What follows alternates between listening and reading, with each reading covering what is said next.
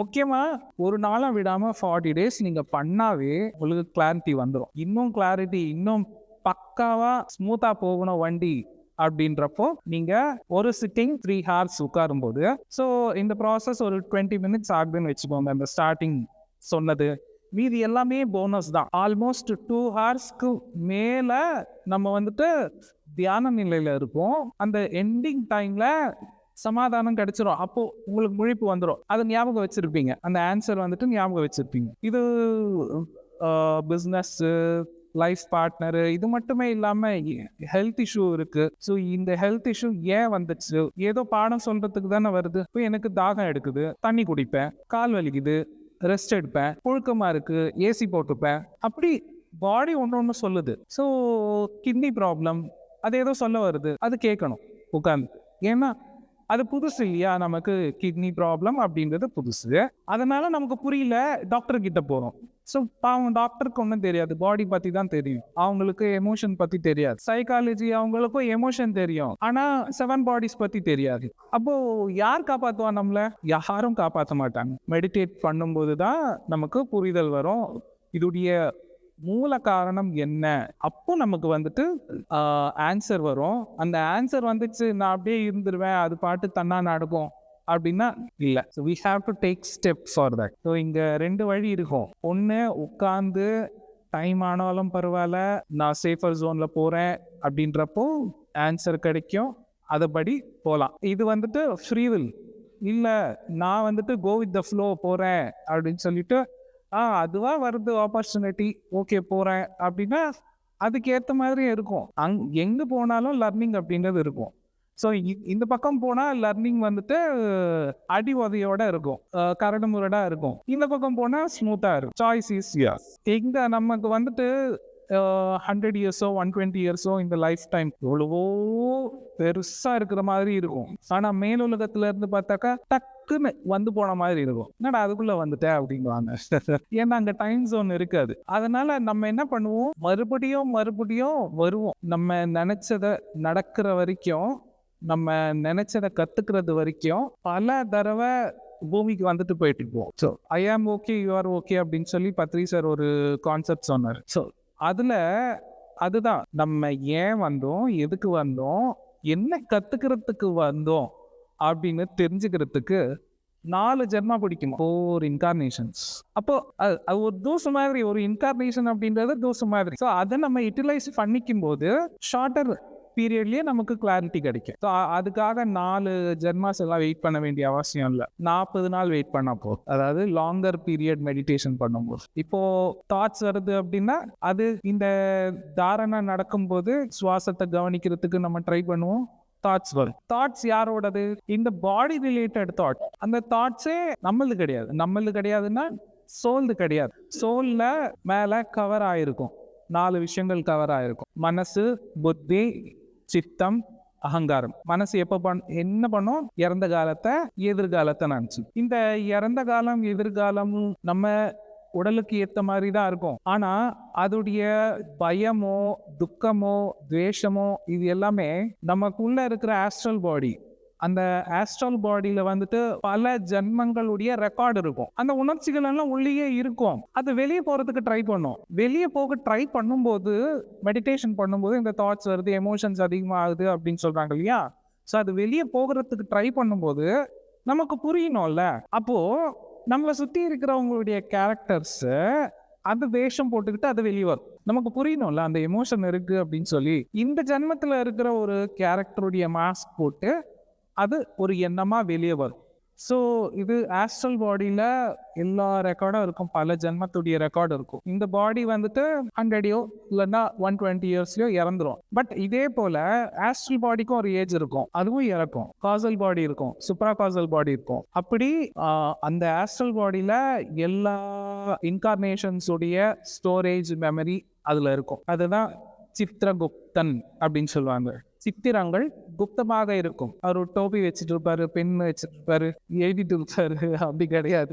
சித்திரங்கள் அப்படின்னா movies. So ஒரு இன்கார்னேஷன். இந்த இன்கார்னேஷன் பேரு அனிருத். ஸோ அனிருத் அப்படின்னு சொல்லிட்டு ஒரு புக்கு ரெக்கார்டு, ஆகாஷிக் ரெக்கார்டு அப்படின்னு சொல்லுவாங்க இல்லையா.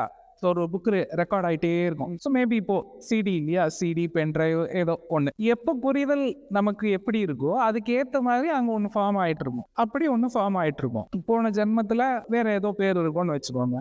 ஸோ அந்த பேரில் ஒரு ஃபோல்டர் கிரியேட் ஆகிடும். ஸோ அந்த ஃபோல்டருக்குள்ள எமோஷன்ஸ் இருக்கும் இல்லையா, ஒர்க் பண்ணாத எமோஷன்ஸ், அது ஆஸ்ட்ரல் பாடியில் இருக்கும், அது கேரி ஆகும். அதுக்கு பேர் தான் வாசனாஸ் அப்படின்னு சொல்லுவாங்க. ஒரு லஞ்ச் பாக்ஸில் நம்ம மெடிசன்ஸாக வச்சுருக்கோம், மாத்திரை. ஐயோ சாப்பாடு எடுத்துகிட்டு போகணும் அப்படின்னு சொல்லிட்டு அந்த மாத்திரைலாம் எடுத்துகிட்டு சாப்பாடு எடுத்து வைக்கிறோம். ஸ்கூலுக்கோ ஆஃபீஸ்க்கோ போயிட்டு அதை ஓப்பன் பண்ணி சாப்பிட்றோம்.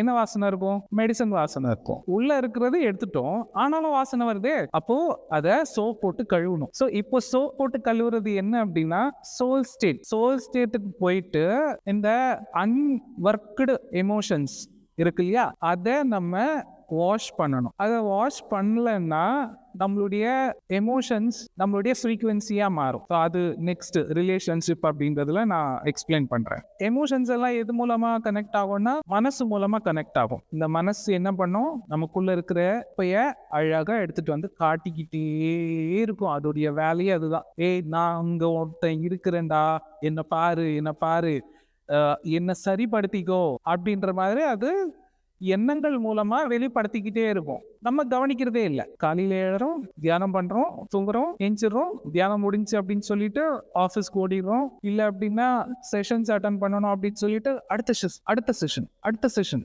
ஃபுல் பிஸியா இருக்கிறோம். இப்போ காலையில நீங்க வாக் பண்ணும்போது உங்களுக்கு தெரிஞ்சது இல்லையா எவ்வளோ தேவையில்லாத குப்பைகள் இருக்கு அப்படின்னு. ஸோ அதை அப்படி தியானம் இல்லாம சும்மா உட்காந்துட்டு இதை நிஜ விசாரணா அப்படின்னு சொல்லுவாங்க. இவரு ரமண மகர்ஷி அவர் விசாரிச்சார், கண்ணை மூடிக்கிட்டு யோசிச்சார், இது நான் கிடையாது, நேத்தி. ஓ இது விலகும் போதுதான் ஆதிசங்கராச்சாரியர் சொன்னதும் அதுதான். நேத்தி அப்படின்னா இது நான் கிடையாது. அப்போ நான் அப்படின்னா ஆன்மாஸ். அந்த ஆன்மாவை கவர் பண்றதுதான் இந்த எண்ணங்கள் மனசு மூலமா வந்துகிட்டு இருக்கு. சரி, அதுக்கப்புறம் தியானம் பண்ணும்போது ஐடியாஸா வரும். சில வாட்டி இப்படி தியான பிரச்சாரம் பண்ணலாம், இப்படி சமைக்கலாம், டேஸ்டியா இருக்கும். ஸோ இந்த மாதிரி நம்ம படிக்கலாம், ஈஸியா முடியும். ஸோ முடிஞ்ச வரைக்கும் பக்கத்துல புக் வச்சுக்கோங்க. சப்போஸ் அந்த மாதிரி ஐடியாஸ் வந்தா எழுதிட்டு மறுபடியும் கண்டினியூ பண்ணுங்க மெடிடேஷன்.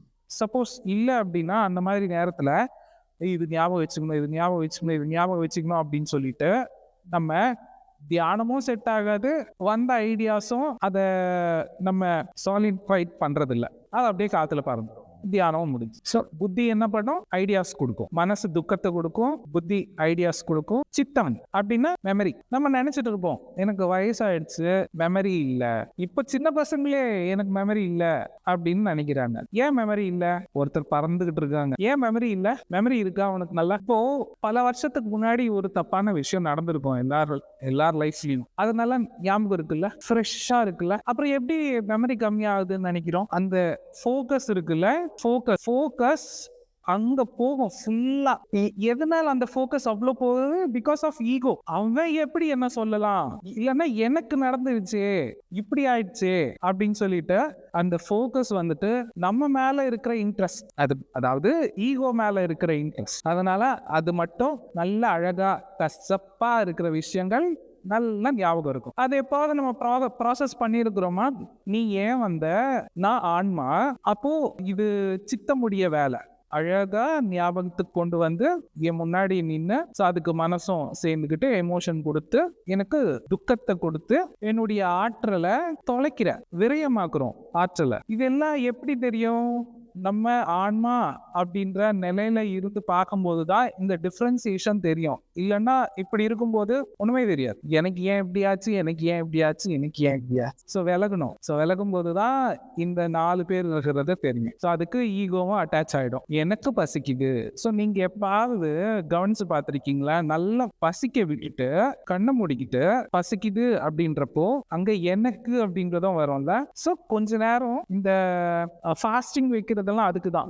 எனக்கு பசிக்குது அப்படின்றப்போ நான் ஆன்மா, பசிக்கிறது யாருக்கு? இந்த உடம்புக்கு. ஸோ அங்க ப்ரோக்ராமிங் அப்படிங்கிறது நடக்கும். ஸோ அந்த ப்ரோக்ராமிங் நடக்கும்போது நம்ம உள்ள இன்டர் டாக் அப்படிங்கிறது நடக்கும்ல. அது மூலமா அனிருத்துக்கும் சோலுக்கும் கேப் அப்படிங்கிறது வரும். இந்த ப்ராசஸே பண்ணல அப்படின்னா பசிக்குது, சாப்பிட்டுறோம், முடிஞ்சு. மனசு வந்துட்டு நம்ம கிட்ட பர்மிஷன் கேட்கணும், நான் இப்படி யோசிக்கலாமா. ஸோ அந்த நிலைக்கு நம்ம அதை கொண்டு வரணும்.